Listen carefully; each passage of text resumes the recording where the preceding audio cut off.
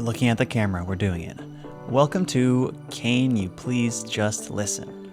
This is going to be episode 5, which is a milestone of sorts. I don't know which anniversary that is, if that's paper or rock or something exciting, but Skizzers.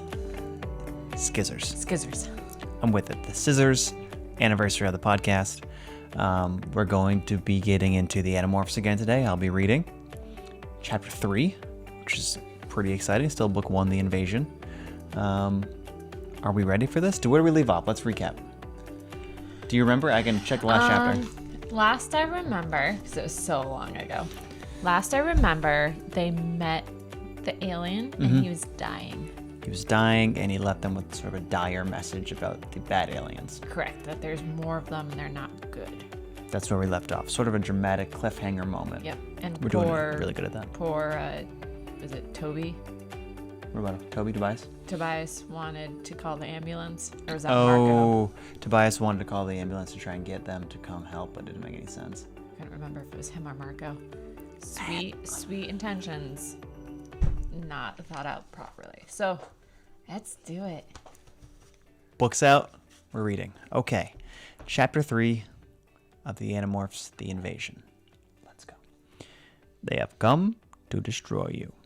That was telepathy. Can you tell if I did the telepathic voice? Is it catching on? Do I gotta change it? I think the deep. Is that doing it? Yep. It's fine. The deep voice and then the glare over at me is really helping. So those that are watching us, pay attention to his eyes, because when he gets that like dark. Yeah, I'm gonna do my best to ominous. make it a very different intonation for the telepathy. A spoiler alert: it's gonna be a theme throughout the entire series, so it's going to matter. All right, they have come to destroy you. It was strange, the way we all just knew he was telling the truth. No one said, "No way," or "You're making it up." We all just knew. He was dying, and he was trying to warn us of something terrible. They are called Yeerks. They are different from us, different from you as well. Are you telling us that they're already here on Earth? Rachel demanded. Many are here. Hundreds. Maybe more. Maybe more. Why hasn't anyone noticed them? Marco said reasonably. I think someone would have mentioned it at school. Oh boy. You do not understand. Yeerks are different. They have no body like yours or mine. They live in the bodies of other species. They are... I guess he couldn't think of a word to explain Yeerks, which is Yeerks, by the way. Thank you. I was going to ask. Yeerks. Yerks. I don't know if it's like hardies, softies, but I've always had it in my head as Yeerks, so leaning in. Let's do it. Please. So he closed his eyes and seemed to concentrate. Suddenly, a bright picture popped into my head. I saw a gray-green, slimy thing, like a snail without its shell. Those are called slugs. Slugs. Thank you. Give it a little beer. Solve your problem. Oh, jeez. Only bigger. The size of a rat, maybe. It wasn't a pretty picture. That's disgusting. Ew. That thing's huge. Sounds Yeah. like a rat. Yeah. Gross. No, thank you. I'm guessing that was a Yeerk, Marco said. Either that or a very big wad of slimy chewing gum. They are almost powerless without hosts. Suddenly, we felt a blast of pain straight from the alien. I could also feel his sadness. He knew his time was almost up. Big paragraph of telepathy coming in. I'm going to do my best. All right. Let's do this. The Yeerks are parasites. They must have a host to live in. In this form, they are known as controllers.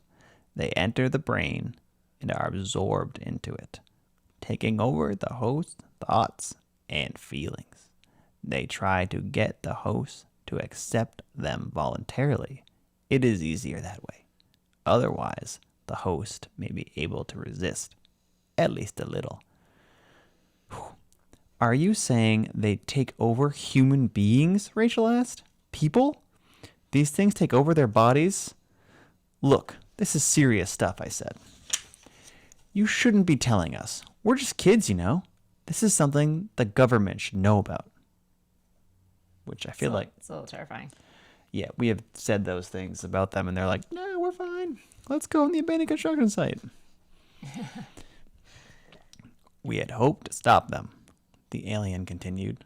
Swarms of their bug fighters were waiting when our dome ship came out of Z-space. We knew of their mothership and were ready for the bug fighters. But the Yeerks surprised us. They had hidden a powerful blade ship in the crater of your moon. We fought. We lost. They have tracked me here. They will be here soon to eliminate all traces of me and my ship. So they're called bug fighters? A swarm of bug fighters and a dome ship and a blade ship. Okay. So far. How can they do that? Cassie wondered. The alien seemed to smile with his eyes, which we know is called... Smize. Thank you. Thank you, Tyra. Tyra? You think Tyra likes animals? That would be... Miss Banks, if you're watching, please reach out and let us know. And we know you are. The alien seemed to smize. They had dracon beams. It's D-R-A-C-O-N. Dracon beams will leave nothing behind but a few molecules of this ship and this body, he said.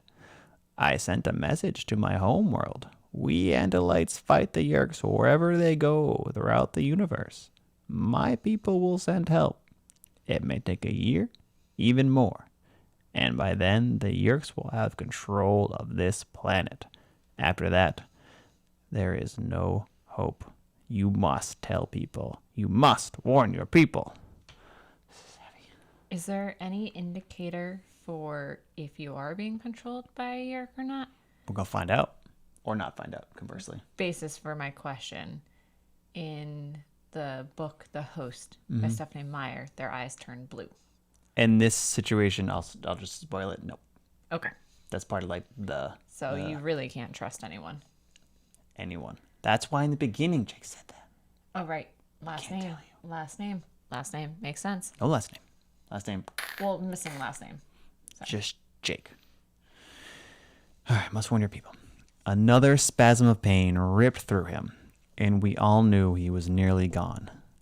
No one is ever going to believe us, Marco said hopelessly. He looked at me and shook his head. No way. He was right. If these Yeerks were to wipe out the Andalite ship, how on earth would we ever convince people? They'd think we were either nuts or on drugs. I don't care if he thinks he's going to die. We have to try and help him. We can get him to a hospital. Or maybe Cassie's parents? For a veterinarian. There is no time. No time, the Andalite said. Then his eyes brightened. Perhaps? What? Go to my ship. You will see a small blue box. Very plain. Bring it to me. Quickly. I have very little time, and the Yeerks will find me soon. We all looked at each other. Who was going to be the one to go inside the ship? Not the time for this. Just do it. Just do it. This poor man is dying. Get in the there. ship! Get in there. Somehow we all seemed to agree it would be me. Jake. Actually, I didn't agree, but everybody else did. Go ahead, Tobias said. I want to stay with him. He knelt beside the Andalite and placed a comforting hand on the alien's shoulder. Thanks. I looked at the doorway into the spacecraft. I glanced at Cassie. Go ahead, she said, sending me a smile. You're not scared. She was wrong. I was plenty scared. But the way she smiled at me, I wasn't about to weasel out. There is not time for this. There's always... Flirt later. Get the box now. Always time for this. I walked over to the door of the ship and looked inside. It was surprisingly simple. It looked cozy almost. Everything was a creamy color with rounded edges and shapes that tended to be oval. That was one of the things that helped me to spot the box so easily. It was sky blue and square, maybe 4 inches on each side. It seemed kind of heavy for being so small. He found the box. Yeah.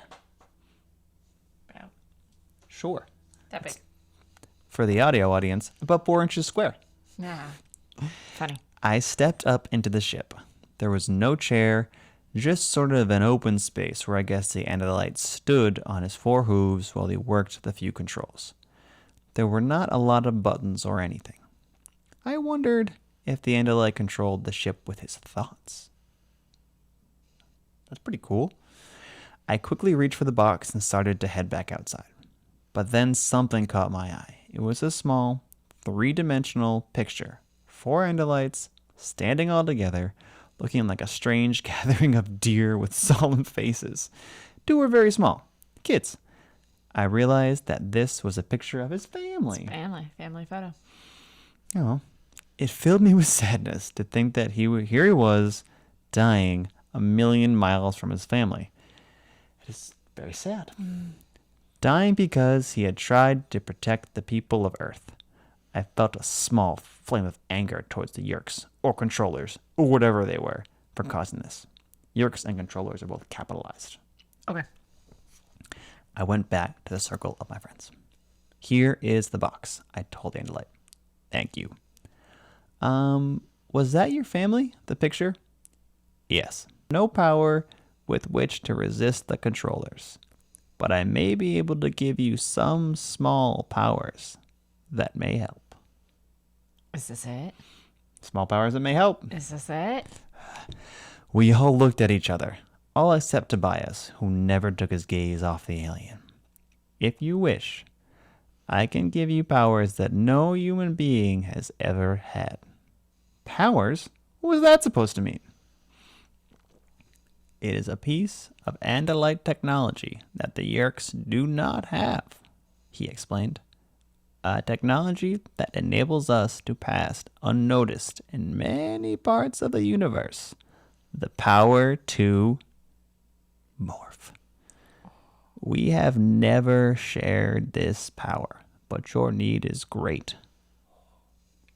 Morph? Morph how? Rachel asked. Her eyes narrowed. To change your bodies, the Andalite said, to become any other species, any animal. Any animal. Marco laughed derisively.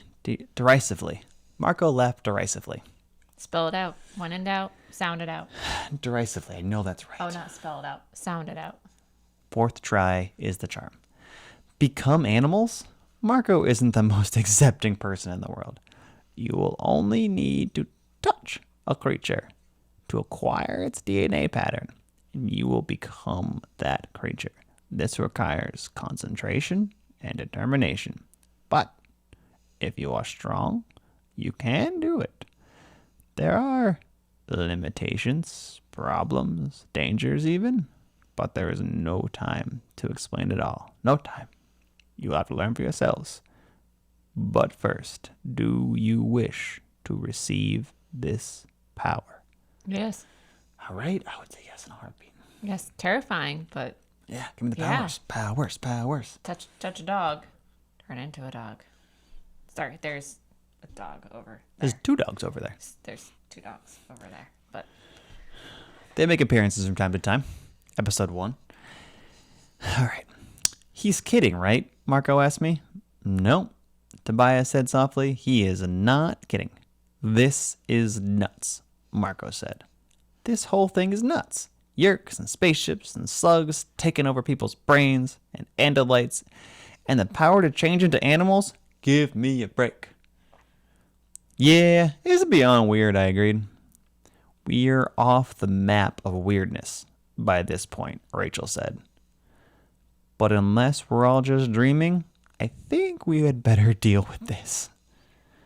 He's dying, again, no time. Let's go. Tobias reminded us. I'll do it, Cassie said. Ooh, which means Jason. I think you're right. That surprised me. Cassie isn't usually so quick to decide, but I guess, like Tobias, she felt the truth of what the Andalite was saying. I think Rachel's going to say no to be the headstrong, but then she's going to have FOMO, so she's going to say yes too.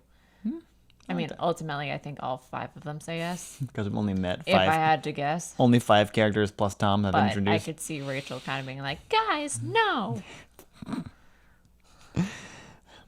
I think we should all decide together, I suggested, one way or the other. What's that? Rachel asked. She was looking up towards the stars. Far, far overhead. 2 pinpoints of bright red light were shooting across the sky. They're coming. Yerks. The Andalite said the word in our heads, and we could feel his hatred. If you could inherit any superpower, what would it be? I thought about this a lot. Like, a lot. Probably, telekinesis is a good one. Because you can move things with your mind, and that's sweet. Super speed's a good one. Probably telekinesis. What do you got? I don't know. I've always thought invisibility would be cool. Because you want to rob banks, or No, just because then you can be invisible? be seamless, not be noticed. But then growing up watching Charmed, I always think freezing things would be cool. Or blowing up things with your hands. Whatever Superman's got, that whole mix. I want every single one. But I don't know. Maybe the ability to heal, like the cheerleader on Heroes. That would be very altruistic of you. Yeah. Well, we did it. What we don't know what they're gonna say yet. We do not know if So they're they going to left say us- yes or no. Left us cliffhanging a little bit. We just know that there is a time alert on the Andalite's life. Yep. Unnamed Andalite. There's a time on the Yerks arriving. Yep. And probably like curfews for the kids. That's a lower level thing, but they have parents. That is true. Actually, we think they have parents. I have not. They have parents, but they're also, this is in the 90s. Kids actually went outside and played, She says they do. not video games inside all the time. Like, they went outside. No one tell her about the 90s video games. No one tell her. Well, thank you for watching. Thank you for listening.